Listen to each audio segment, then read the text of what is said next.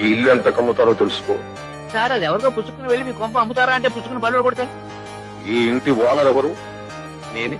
ఇల్లు ఎంతకిస్తారు? ఇల్లు ఎంతకిస్తారా? ఈ ఇల్లు ఎంతకిస్తారు? ఈ ఇల్లు కదండి మోజుపడి కట్టుకున్నా ఉండటానికి. మా అమ్మాయి కూడా మోసపడుతోంది. ఎంతకిస్తారు? ఈ ఇల్లు అమ్మేది కదండి.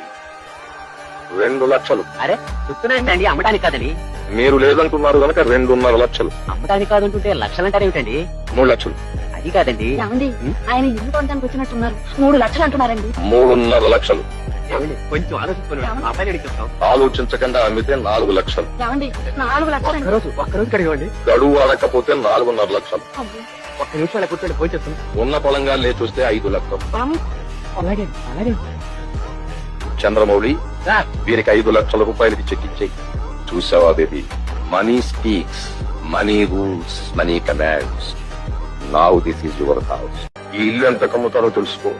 సార్ అది ఎవరితో పుచ్చుకుని వెళ్ళి మీ కొంప అమ్ముతారా అంటే పుచ్చుకుని బళ్ళు కొడతాయి. ఈ ఇంటి ఓనర్ ఎవరు?